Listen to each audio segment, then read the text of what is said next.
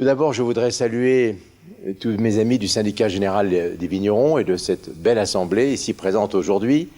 Et puis, je voudrais le faire aussi au nom de toute la mission UNESCO et du comité scientifique de l'UNESCO qui travaille toute l'année pour répondre présent à l'honneur qui nous a été fait dans ces inscriptions au classement au patrimoine mondial récentes, animées par mon ami, notre ami commun, Pierre Cheval, que je veux une fois de plus saluer pour le remarquable travail bénévole qu'il a effectué tout au long de ces 10 dernières années. Alors pourquoi ce séjour des réconciliations?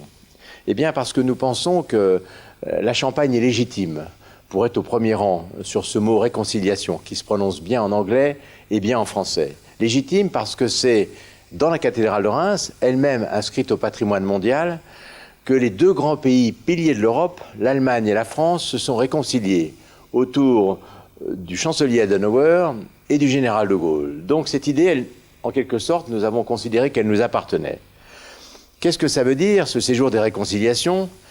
C'est l'espoir, le rêve qu'un jour, du monde entier, on vienne se réconcilier en Champagne lors d'un séjour où auront lieu, bien sûr, un gala des réconciliations, où tout le monde viendra danser.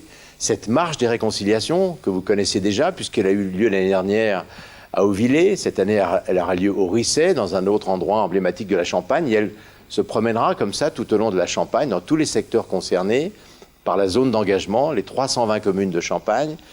Et puis, il y aura des conférences, il y aura la remise des bulles de la réconciliation pour des exemples réussis de réconciliation. Alors, la réconciliation, c'est quoi? C'est d'abord de se réconcilier souvent avec soi-même, après un accident, après une maladie grave. Je pense à notre ami commun, M. Philippe Pozzo-di-Borgo, qui a inspiré le film Intouchable, qui est tétraplégique et qui m'a dit « Pierre-Emmanuel, cette idée est formidable.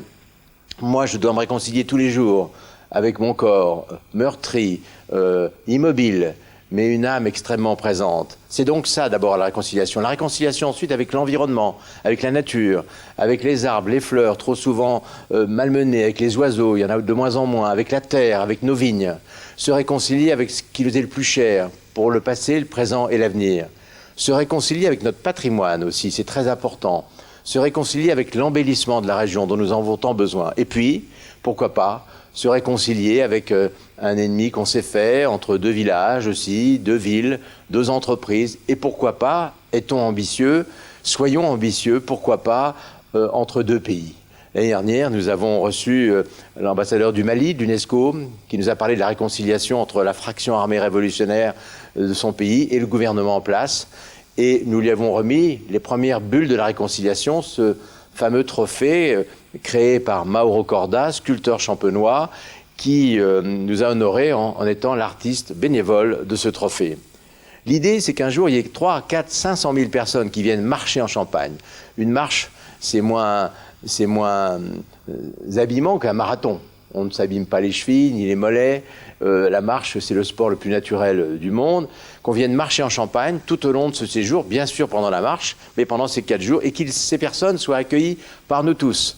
Vignerons, maisons de Champagne, mais aussi personnes qui habitent dans Reims, dans Épernay, dans Châlons-en-Champagne, à Troyes et ailleurs, et qui sont aussi bien dans les HLM que dans les jolies maisons, partout. Je voudrais qu'on vienne se réconcilier en Champagne. Après tout, le Puy du Fou attire plusieurs millions de personnes.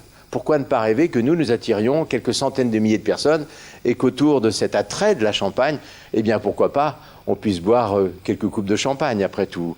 Toujours dans cette coupe auquel je crois, parce que la Champagne n'est pas qu'un vin, c'est un symbole. Et plus que jamais aujourd'hui, il faut entretenir notre mythe, notre symbole.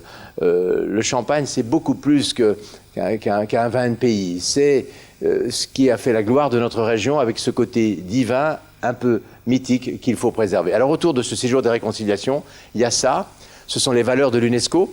L'UNESCO, c'est la paix par la science et la culture, mais la paix est un thème qui est repris, heureusement, dans le monde entier. La réconciliation, j'ai envie que ça nous appartienne, et puis ça va arriver, ce deuxième séjour, après la campagne présidentielle, où peut-être, sur le plan politique, beaucoup de personnes auront besoin de venir se réconcilier. Voilà, venons se réconcilier en Champagne, et j'ai besoin de la participation de toutes et de tous. Nous avons besoin, la mission UNESCO, de cette participation, de cette adhésion, car ce séjour des réconciliations, c'est la partie grand public du travail de la mission tout au long de l'année. Merci beaucoup.